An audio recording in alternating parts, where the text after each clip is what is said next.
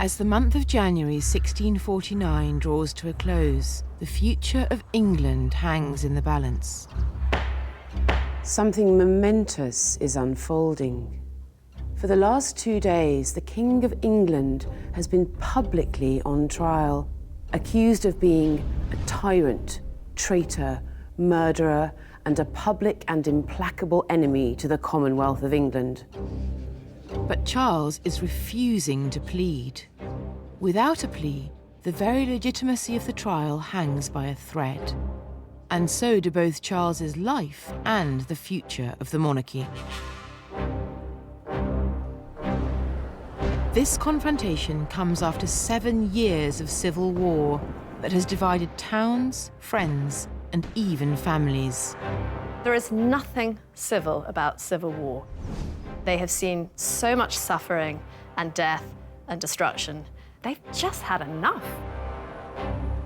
I'm historian Lisa Hilton, and over 3 episodes, I'm tracing, day by day, hour by hour, the 5 weeks that led to one of the most seismic moments in our constitutional history: the trial and death of King Charles I. No king in England had ever been put on trial for any charge, let alone treason. It was unprecedented. How did the nation effect this radical step, the reverberations of which are still felt, even to this day? What they did do changed English law and politics forever. Hidden within these weeks are the chance events, secret manipulations, and revolutionary actions that led to this ultimate decision. How did a country kill its king?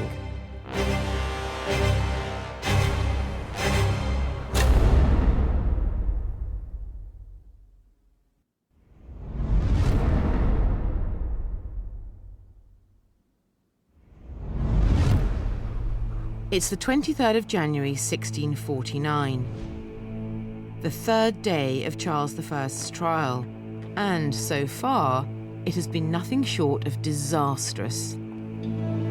In Westminster's Great Hall, Oliver Cromwell and the commissioners once again confront the king. He is the divinely appointed monarch, and therefore he's absolutely not going to play ball and give them any sense of the authority that they're claiming. Are they really going to kill a king? He's waiting and watching and expecting in this battle of nerve that they will crumble first.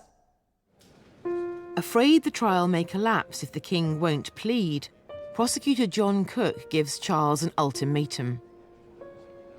Cook tells the king that a refusal to plead will have the weight of a confession. This puts Charles in a tricky position. If he pleads to the charge, he acknowledges the legality of the court.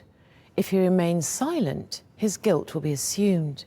To reiterate Cook's warning, the Chief Judge, John Bradshaw, offers Charles a final chance to admit to the charges or deny them. Sir, you are to give your positive and final answer in plain English, whether you are guilty or not guilty, to these treasons laid to your charge. The king is morally culpable for so much that went wrong in the 17th century. That doesn't mean he was legally responsible for it. The king is resolute. He will not legitimise proceedings with a plea. He replies, "For the charge I value it not a rush. It is the liberty of the people of England that I stand for. There is no law that allows you to make your king your prisoner." When the king challenges the legality of the court, he's on a very firm legal basis. It gave him the moral high ground, it gave him the legal high ground. The members of the court didn't know how to respond. Charles said, "Show me the authorities, show me the law." And of course they couldn't show them because it didn't exist. Bradshaw has been walking a legal tightrope, politely trying to persuade Charles to acknowledge the court. But after 3 days, his patience snaps. Bradshaw is visibly irritated.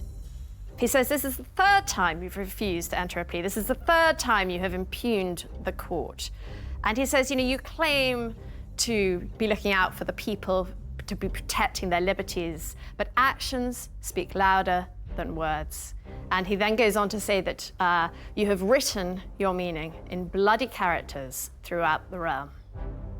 He can't speak out without accepting the authority of the court. Once again, the scales tip, this time in Parliament's favour. As night falls on the 23rd of January, Bradshaw, Cook and Cromwell resolve to prove the king is guilty as charged.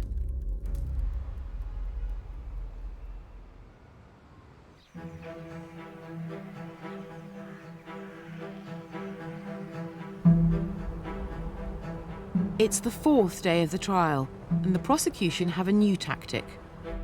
To convince the commissioners that Charles is a murderer, a man of blood. In order to lawfully condemn the king, the judges resolve that they need witness testimony against him, evidence that he is indeed a man of blood. So the High Court decides to call such witnesses. Calling witnesses is nothing new, but Parliament takes the extraordinary decision to halt the trial and hear 33 testimonies away from open court and away from the king.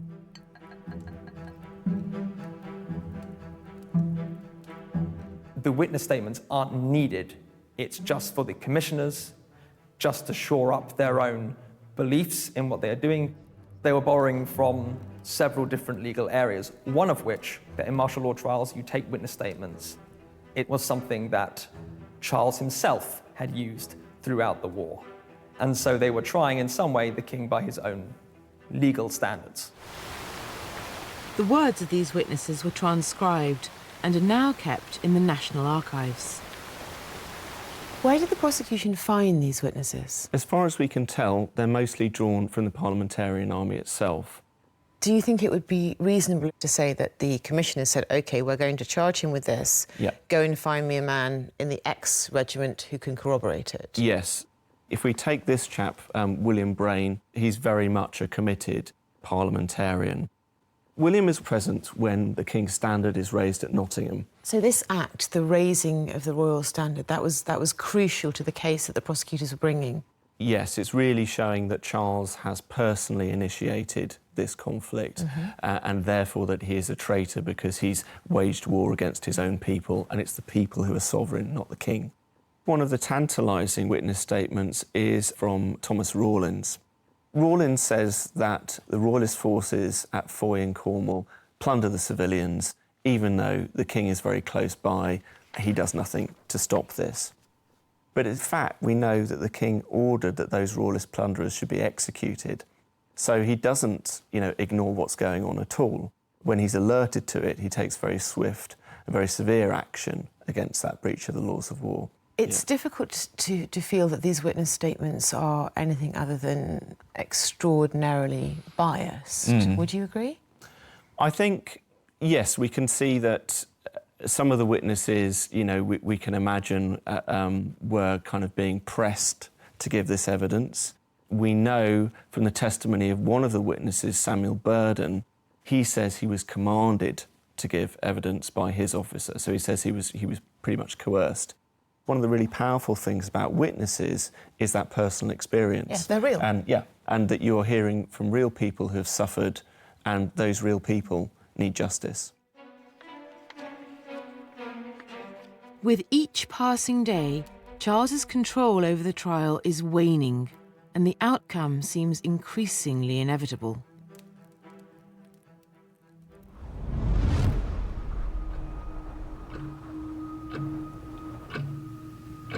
The trial is paused for another day as the court hear more witnesses speak out against the king. What the witnesses are stating they saw are events that no one doubts happened. He can't deny the fact that he was a part of the war, and therefore he was the author, occasioner of all of these sufferings. He's guilty of it all. Cromwell's tactic has paid off. After the witnesses have delivered their testimony, 69 out of 135 commissioners at last conclude there is enough evidence to convict the king. Tomorrow, they will sit to decide Charles's fate.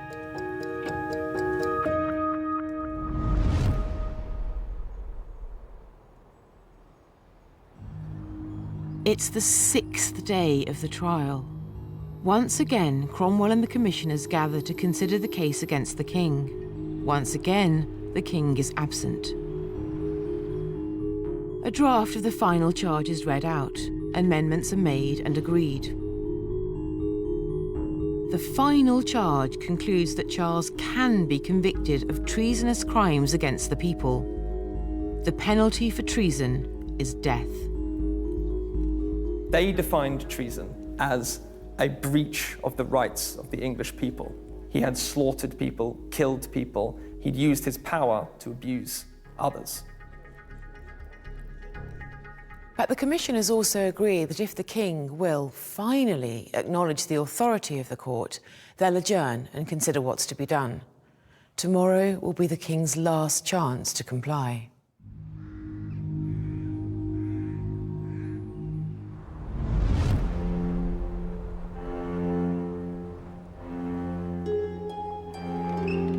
It's the 27th of January and the final day of the trial of Charles I. It's the culmination of not only the trial, but 7 years of civil war and seemingly endless negotiations. In the Great Hall of Westminster, there's a huge crowd waiting to see what fate will befall their king. Some shout justice, others execution. As Charles takes his seat here, he looks over at John Bradshaw, the Lord President of this High Court of Justice.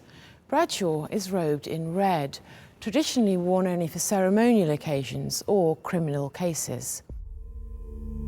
This is the riskiest moment in English legal history. If sentencing goes wrong, the tables could turn, and charges of treason could be levelled at Charles's accusers instead of at the king. History is being made, and the setting and ceremony reflect the gravity of the day. As Bradshaw opens the proceedings, he takes a momentous decision. He declares that Charles's refusal to plead must now be taken as a confession. Finally, Charles is allowed to speak, and the court scribe records his words.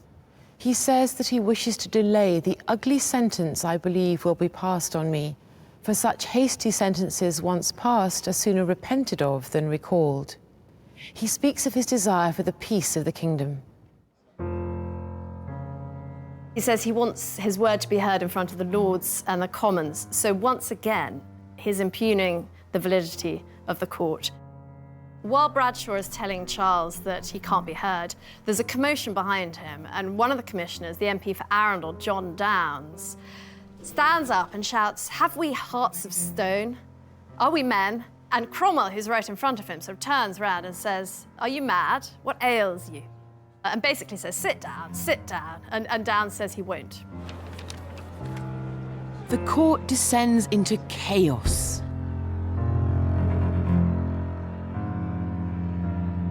Any compassion for the king threatens to destroy these fragile proceedings. Once again, Bradshaw addresses the king, telling him that he will not be heard by the Lords and Commons, but they will proceed straight to sentencing. Once again, the king begs to be heard, claiming that he has a new plan for the peace of the kingdom. He tries to cut a deal, and the only deal they might accept is if he were prepared to abdicate, be sent off in exile to the West Indies or somewhere. In fact, the commissioners who see him now as a vengeful monarch who can't be trusted not to make war on them, decide to plough ahead.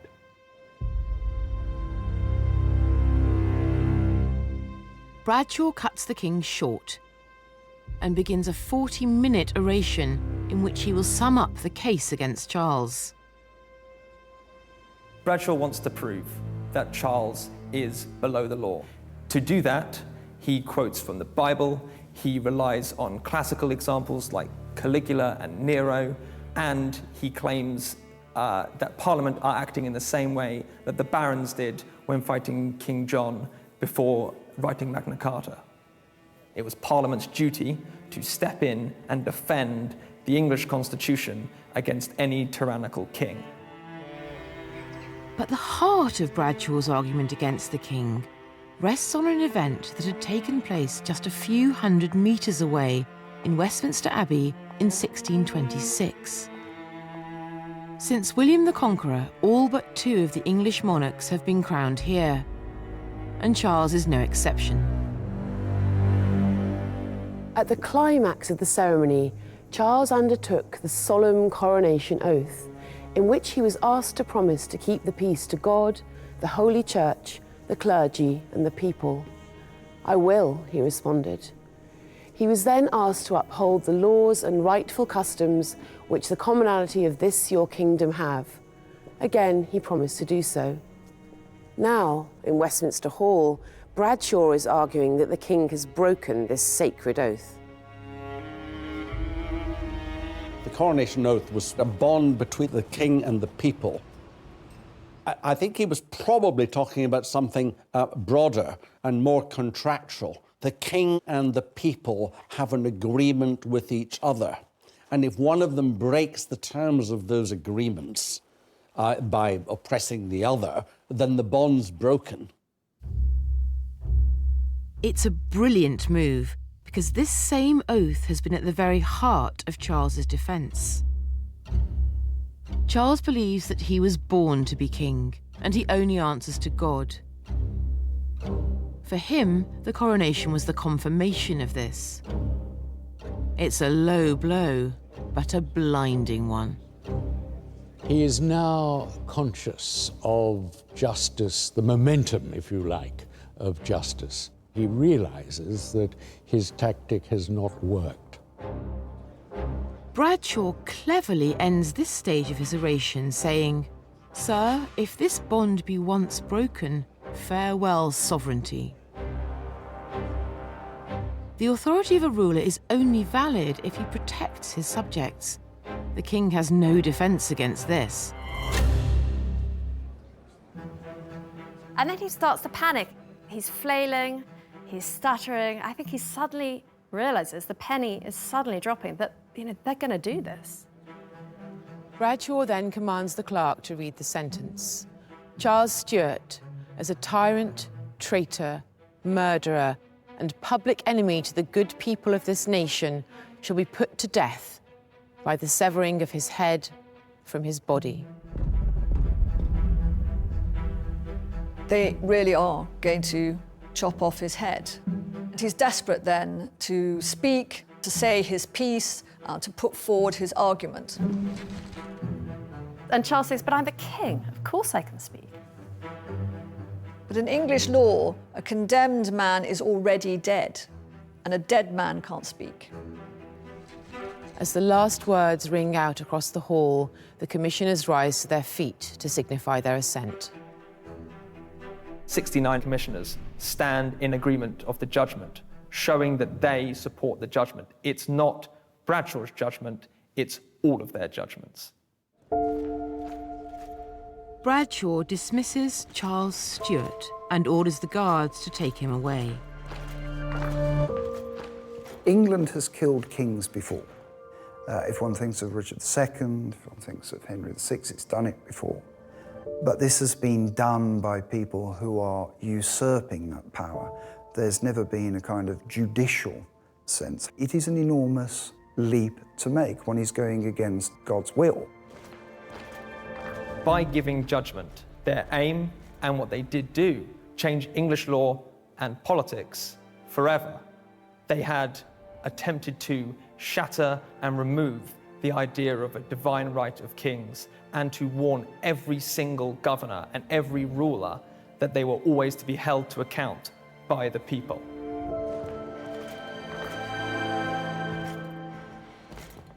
Charles is carried by sedan chair from Westminster Hall to Whitehall Palace. Troops line the route, but curious crowds jostle to catch a glimpse of their fallen king. Londoners are shocked, and people are sort of weeping at windows and so forth. Parliament and the new model army are anxious, very anxious about what's going to happen next. In Whitehall Palace, Charles asks his gentleman of the bedchamber, Thomas Herbert, to remove his much-loved dogs. He wishes to spend whatever time he has left preparing to meet his God. How long Charles will live is now firmly in the hands of Cromwell and the commissioners. A committee is hastily formed to decide on the place and time of the king's execution. In the last 24 hours, the Parliament of England has changed the world. Since time immemorial, the king has been the cornerstone of English government, law and justice. Now, he has been sentenced to death.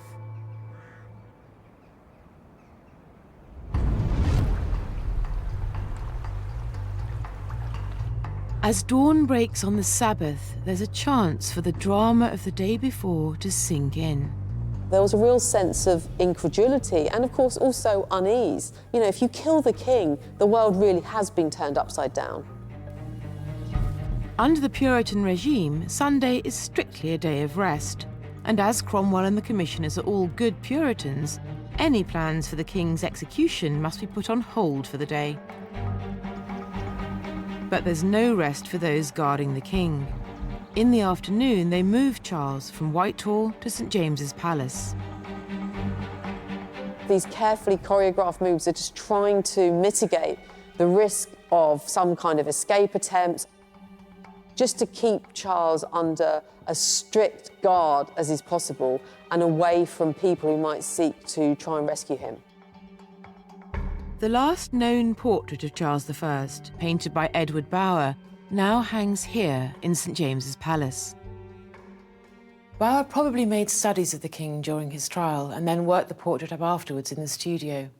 He shows the red velvet chair on which the king sat, the hat, which he never removed, and the Order of the Garter hung about his neck.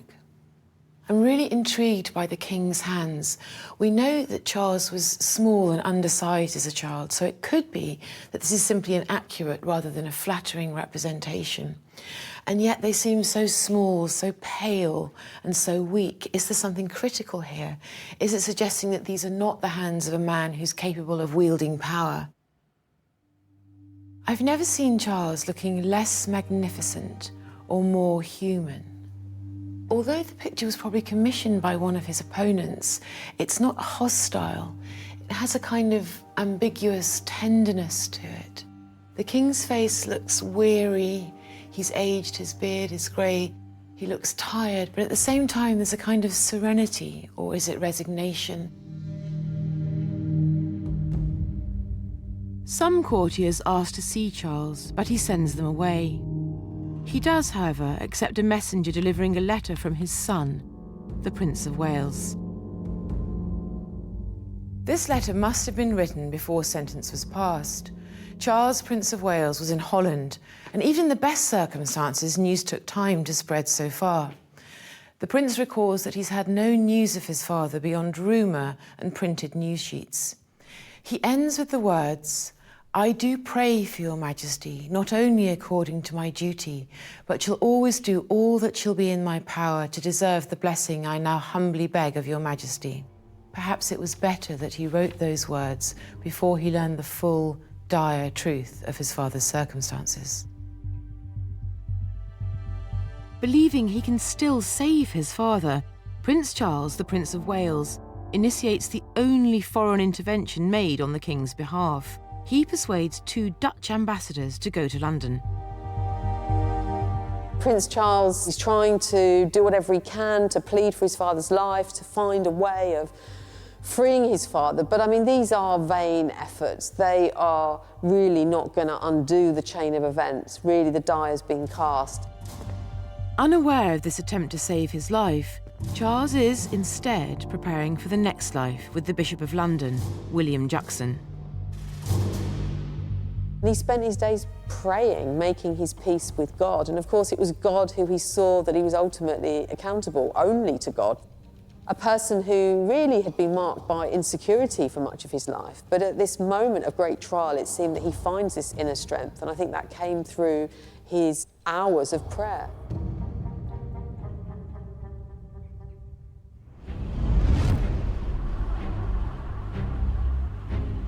The Sabbath is over, and for Cromwell and the commissioners, there's urgent work to be done. In order to authorise the execution of Charles I, they must sign his death warrant.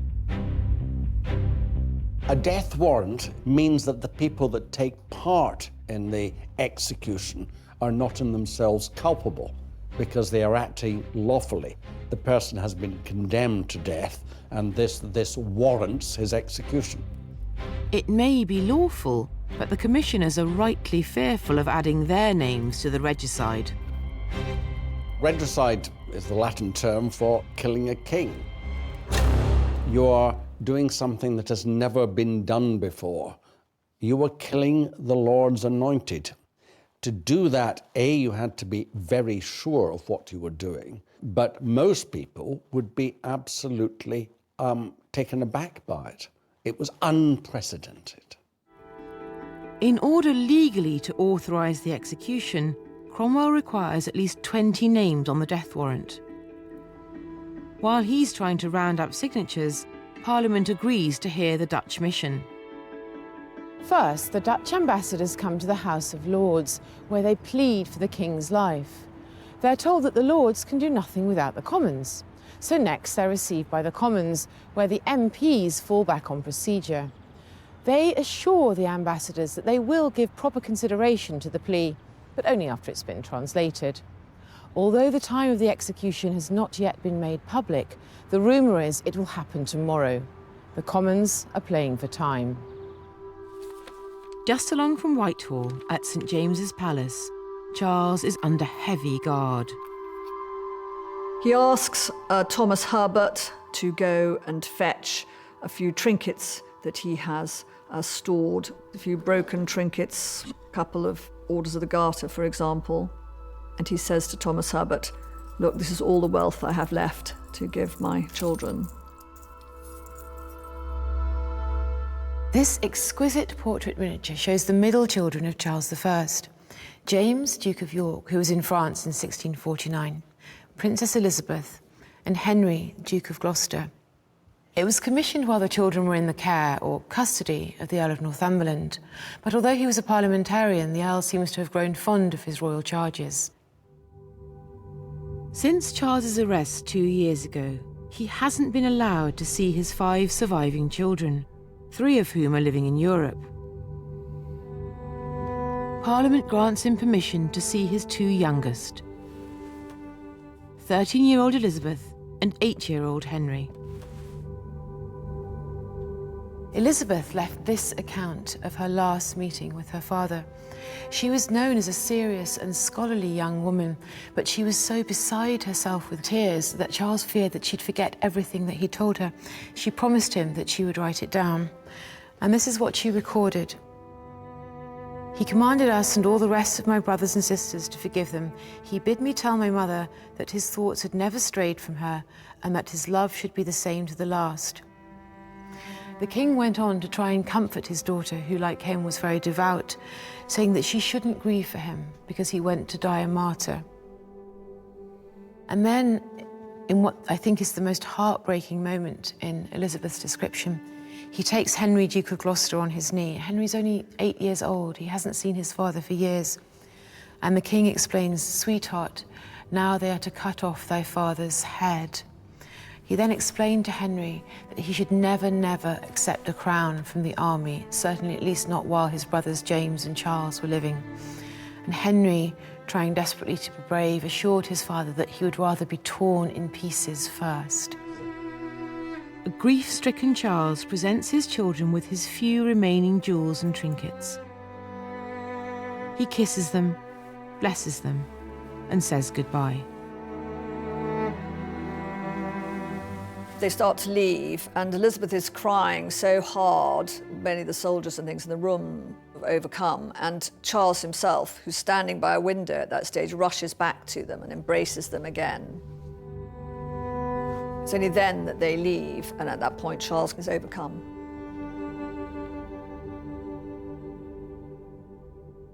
We've seen Charles in this story as the aloof, arrogant monarch. We've seen him as a pious prisoner, a contemptuous sovereign in the dock. But here, for the first time, we see him in the raw, stripped of everything but his love for his children, a desperate father saying farewell to his family, all of them in tears, all of them knowing that they're never going to meet again. Charles's despair will only be compounded by those consenting to his regicide. By evening, Cromwell has far exceeded the minimum number of 20 names on the death warrant. 59 commissioners have signed it. Even now, some of the commissioners can't quite bring themselves to sign it. So you have 9 who don't sign it. And I think the silence of their non-signatures speaks volumes about what a radical thing this really is. For Cromwell, signing the death warrant is the only legitimate course of action. He believes it's God's will. Others, aware they may be in mortal peril, later suggest Cromwell has coerced them. I think we have to be very careful about these. One of them, Richard Inglesby, says that he was physically dragged to the table and Cromwell held his hand and forced him to sign. But this is much later. This is at the time of the Restoration. And he's trying to point the finger of blame at Cromwell. But if you look at his signature, it doesn't look like a signature that's been forced. The death warrant of King Charles I must be one of the most famous parliamentary manuscripts in England. It's kept in the parliamentary archives, but is considered so precious that it can no longer be taken out of storage to be studied. This, though, is an exact copy. It's usually displayed in the House of Lords, perhaps as a reminder of what happens when parliamentary sovereignty is challenged. The text itself is fairly brief. It merely outlines that Charles was sentenced upon Saturday last and reiterates the manner of his death, the severing of his head from his body. Here it states unequivocally the place, a street in Whitehall, and the time, between 10 in the morning and 5 in the afternoon. And then here are the signatures. First the Lord President, Bradshaw, and then O. Cromwell. Each signatory stamps their personal seal on the death warrant, each signing away the King's life. What strikes me about this document is its bluntness. It's toppling an ancient, mystical institution in just a few curt words. Here they are, in black and white. The King will die. By signing the death warrant of the King, the signatories knew that should things go pear-shaped and should a monarchical regime come in at some time in the future, what they had done under the Act of 1351 was compass the death of the King. They were clearly guilty of treason. Once the death warrant has been signed, it is something of a race against the clock to get the King executed. And I think people are scared. The longer that Charles was around, the more chance he has to escape, the more chance they have for further riots, further rebellions, further uprisings, more civil war, more destruction. They needed him gone. As night falls, workers are busy erecting a scaffold. Tomorrow, it will be the stage for the final scene in this shocking political theatre.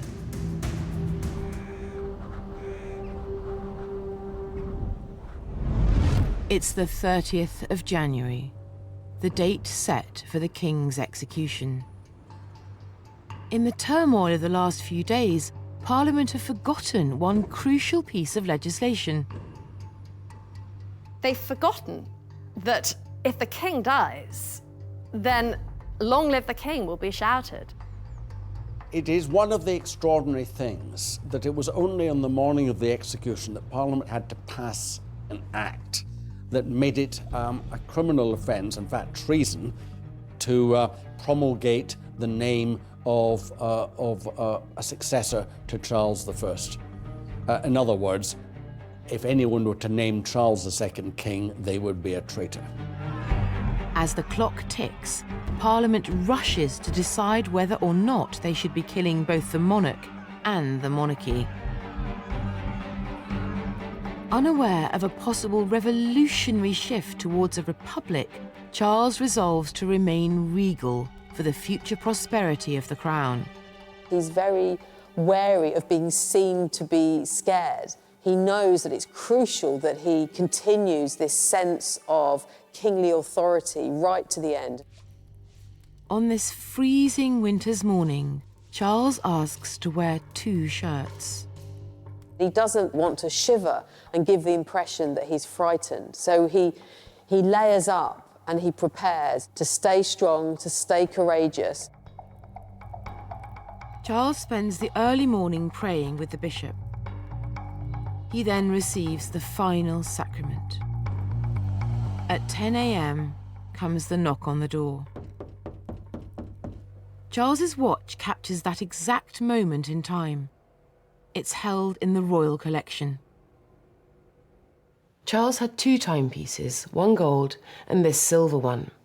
Herbert records in his memoirs that Charles used to wind them every night. When Charles heard the knock at the door on that fateful morning, he said one more prayer with Bishop Juxon, then turned to him and said, "Come, let us go." Herbert followed them, carrying this watch. As they left the palace, Charles asked him the time. Herbert replied that it was 10 o'clock, and Charles told him to keep the watch in memory of him.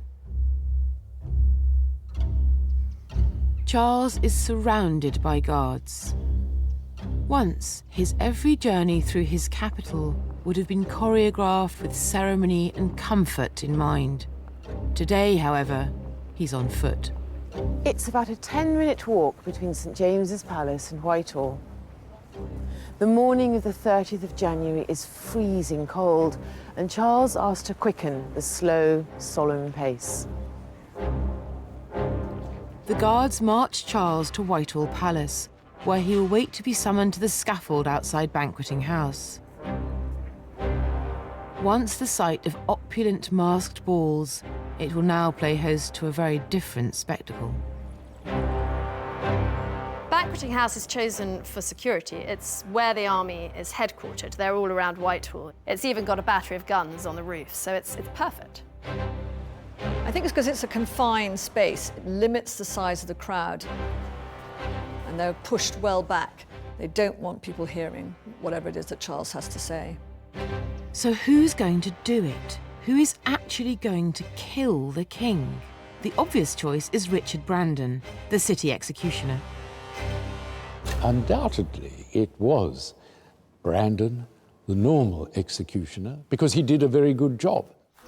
Brandon has already beheaded the Earl of Strafford, and he prides himself on his dexterity, eye, and steady hand.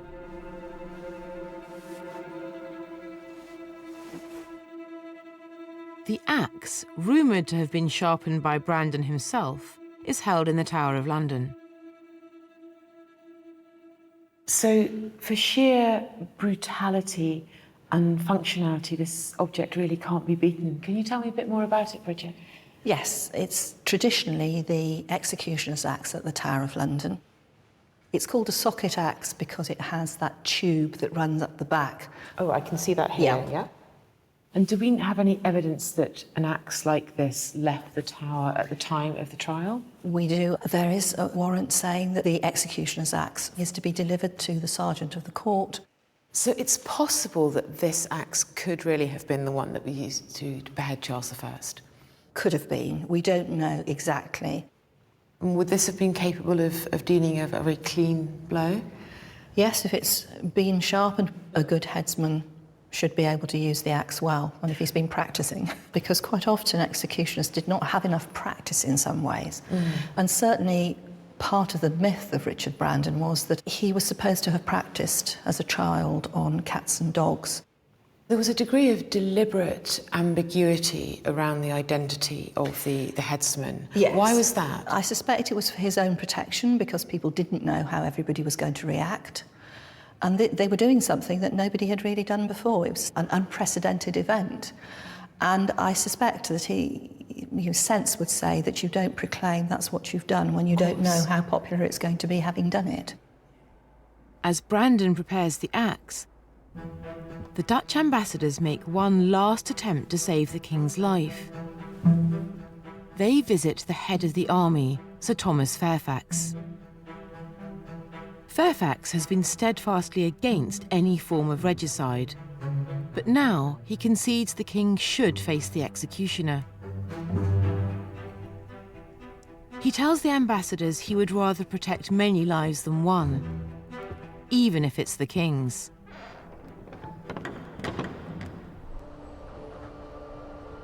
A few hundred yards away, Parliament are not only on the verge of killing the king, they're debating last-minute legislation that could also ensure the death of the monarchy itself. The House of Commons Journal notes this urgent bill presented on the 30th of January. Here we can see the title under discussion, Concerning the Proclaiming of a King. Emergency legislation is being rushed through the Commons, saying that no one can be proclaimed king without the consent of Parliament. The bill is given its first and second reading, and then the House adjourn at midday for dinner. When they return, the bill is put to the question and assented unto. This must be one of the fastest bits of legislation that's ever passed through Parliament. No time to read the bill, just sign it. It is just an extraordinary thing that they rushed this legislation through minutes before the blade was going to chop the king's head off. It's often said, well, they've forgotten about it. Had they really forgotten about it? Or was it that they actually hadn't made up their mind until as late as that actually it's not just the monarch who must go, it's the monarchy. Unaware of these desperate manoeuvres, the king has been waiting at Banqueting House.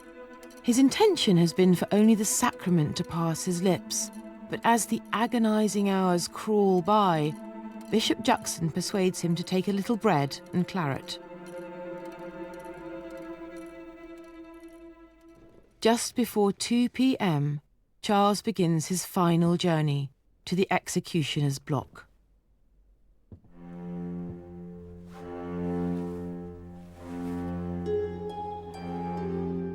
So Charles walks through here on his way to the scaffold. His eyes must have been drawn to the ceiling, to the masterpiece he himself had commissioned the Flemish artist Rubens to paint. It shows the apotheosis of his father, King James, the king's elevation to divine status. Charles's troubles had largely stemmed from his own belief in his divine kingship, and now he believes that he's on the way to meet his God, his own apotheosis. How does this extravagant, intoxicating image of power seem to him now, this last time? Hubris or vindication? It must have been quite moving, because this is where the Stuart monarchy is most exalted. And even in the gloom, he can look up and he will see that magnificent Rubens painting, the apotheosis of James I. There's this father in the heavens, and yet he, Charles, is very much on the ground and about to place his head on the block. Charles is guided to the window from where he steps onto the specially built scaffold. As he looks out, he sees a huge crowd held back by troops. Charles sees the block where he'll soon lay his head. The block is really low. It's only about 10 inches high. And this troubles him. You know, he's going to have to lie down, but he's told that they can't have a higher block now. He can see his executioner and the executioner's assistant. In the contemporary images I've seen show them are wearing fishnet. So you can imagine what a macabre sight this must have been, seeing the man who's ever going to kill you and the man who's going to lift up your decapitated head with their features distorted by fishnet. They were a bit worried that Brandon might quail at the last minute. So his assistant was clearly an army loyalist. Charles reaches into his pocket for a piece of paper. Clerks in the crowd take down every word so that the king's last speech can be published for all to read. Charles begins by stating his innocence. He says, "I do not think it needful for me to insist long upon this, for all the world knows that I did not begin a war first with the two Houses of Parliament." After days of refusing to plead, this is his moment to say, "not guilty." Charles maintains his innocence once again. He says it wasn't him who started the war, it was Parliament. He says he has always been trying to defend the liberties and privileges of the people. And then he says that famous line, "A subject and a sovereign are clean different things." The king is gracious towards his enemies, declaring that he has forgiven all the world, and even in particular those that have been the chief causes of my death. He hopes that they will take the right way towards the peace of the kingdom. The king's speech is interrupted when one of the executioners accidentally bumps against the axe. "Hurt not the axe that may hurt me," Charles quips. A bit of gallows humour. He's worried about the axe because he wants to die with dignity. He wants it to be a clean kill. He doesn't want a blunt axe. The execution of his grandmother, Mary, Queen of Scots, had been a fairly messy affair. Charles turns his thoughts to the people. "Truly, I desire their liberty and freedom as much as anybody whosoever." He says that he's only on the scaffold because he tried to protect the people from having all laws changed according to the power of the sword. "Therefore, I tell you, I am the martyr of the people."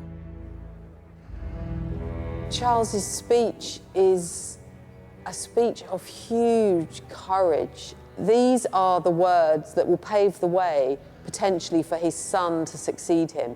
These are the words that are going to echo through the years, that are going to be his response to the unprecedented act of killing a king, timed to play to the crowd, and it seems to get their sympathy and their respect, even at this moment of humiliation. He acts very much like a Christ-like figure, changing the views of those who read it from thinking that he was potentially a tyrant or some kind of murky monarch or difficult figure to being a martyr who died for his principles in an unjust and unfair trial. Cromwell is absent during this whole performance. Where's Cromwell? Good question. Where's Cromwell? I mean, once again, he is just out of the frame. He's definitely around, sitting, watching, waiting. He hands his garter to the Bishop of London, Juxon, with its George. That is the figure of St. George killing the dragon of rebellion with 412 diamonds, so they're sort of sparkling, you can imagine, in the kind of winter light.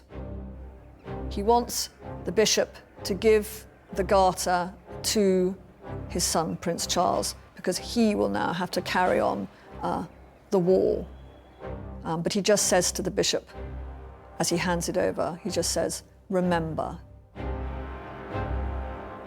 Charles confers with the executioner and says that he will pray briefly and then sign for him to strike. Bishop Juxon gives the final blessing, to which Charles Stuart, King of England, utters, "I go from a corruptible to an incorruptible crown, where no disturbance can be, no disturbance in the world."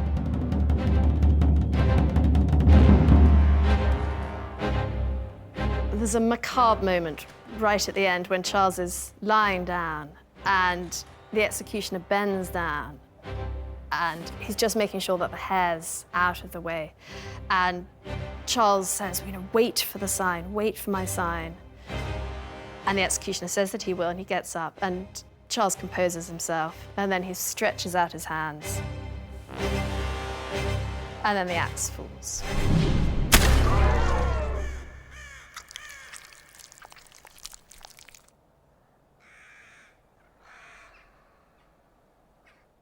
So the axe has fallen.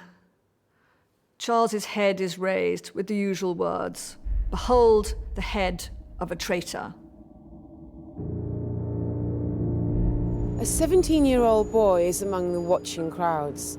Later, he will write that he would never forget that day, nor the sound that was drawn from the people as long as he lived. Such a groan as I never heard, and do desire never to hear again. Some people were certainly stunned. It was a very shocking moment. Others, however, reacted differently. The soldiers on the scaffold were already thinking about the money they could make. They were poking at the scaffold, trying to dig up splinters of wood covered in blood so they could sell them as relics or mementos. They were cutting bits of his hair, chopping bits of his hair, so that they could sell that as well. It's not just the soldiers who are keen to grab a grisly relic. There's a surge, and a lot of people run forward. They try to dip their hankies in his blood. This is, the stuff of martyrs and saints. Relics seem to have sort of supernatural properties, a sort of holy radioactivity. They're seen to sort of cure the sick. The lame can walk, the blind can see. And there is one story that a wild lion in the zoo at the Tower of London is tamed by the sight of a blood-dipped piece of material from the covering over Charles's dead body. Some of Charles I's relics are now part of the Portland collection in Derbyshire. So these are hugely potent objects. Tell me some more about them. The first one is the earring that would have been worn by Charles and was actually taken from the king's head after he'd been decapitated. Oh. Yeah, pretty gruesome. It's quite a beautiful thing, but it's extraordinarily macabre. After its removal, it was given to the king's daughter and made its way to the king's granddaughter, Mary II. One hopes they gave it a wash first. And this? So this is a silver communion cup. He reportedly had his last communion using this cup. They also have the quality of saintly relics. Yeah, so you think the idea of having something that once belonged to a venerated figure, whoever they are and whenever they lived, when we see it today, is something that has got a universal appeal. Charles and his relics may have been gaining popularity after his death, but for the moment at least there seems little chance of a royalist return. The New Republic orders Charles's head to be sewn back on his body and his corpse put on public display. Stark proof of the death of both monarch and monarchy. Indeed, when Cromwell looked over the body of the king, he said, "Cruel necessity." And by cruel necessity, what he meant was, this is God's will. There was no alternative. It's the 8th of February, 1649, and Charles Stuart is laid to rest in St. George's Chapel, Windsor. Once his royal palace, then his prison, it's now his final resting place. There's no fuss, and barely a service. But on the same day in London, books roll off the printing presses. A publication that parliamentarians can no longer suppress. The Icon Basilica, or the Royal Portrait. The icon is likely to have been compiled using a selection of the King's writings. A number of copies are now kept here at the Wren Library in Cambridge. This little book, destroyed at the publishers in the run-up to the King's trial, is finally printed. It has not been passed by the censor, and it bears no publisher's name. Inside, the subtitle explains that it is the portraiture of His Sacred Majesty in his solitudes and sufferings. Immediately, the royalists accept this as Charles's own words. It depicts Charles very sympathetically as a devout, holy, suffering man, who loves his people. This is the passion of Charles I, and it turns him into a martyr. And look at this. Icon, icon, icon, icon, icon. In the year following the king's death, the icon was reprinted more than 30 times. The royalists now have a powerful weapon for their cause, a martyred king. For Cromwell and his party, the work is just beginning. They must reunite a war-torn country and rule it as a republic. Charles was killed on the 30th of January, 1649, but the ideal and the threat of kingship still live on. So did Charles have to die in order to save both kingship and the kingdom? From the parliamentary point of view, yes, I think he probably did have to die for the pacification of the kingdom. From his point of view, he had to die for the preservation of the monarchy. Was Charles a murderer? He didn't murder anyone in cold blood, but he had blood on his hands. Was he a martyr? Maybe. He is a saint, the only saint of the Anglican Church. He might have been a martyr for the monarchy, but was he a martyr for the liberties and privileges of the people? I think that's a stretch even for Charles.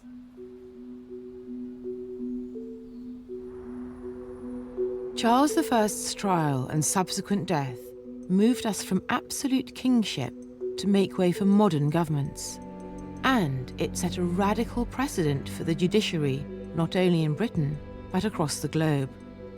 When looking around for precedents for Nuremberg, for prosecuting Saddam Hussein and Milosevic and Pinochet, one goes back to this as the beginning of denying impunity to despots and to rulers who kill their own people. Charles could have compromised very slightly and saved his own personal monarchy. But in a way, I think he had a martyr's complex. And who's to argue against Charles's providential worldview? Because in the end, it's the monarchy that returned. As the axe fell, it crushed centuries of royal rule, making way for parliamentary democracy and ensuring that no one is above the law, not even a king. For the present in England, the death of Charles I means the death of monarchy. The country will be ruled as a republic, left in the hands of the men who claim to represent the people. Will they be able to heal a country ravaged by years of civil wars and destruction? Or will they encounter the same pitfalls as the king they have executed? If the republic fails, the 59 men who signed the king's death warrant will be in mortal danger, themselves accused of treason. The stage is set for the revenge of the king.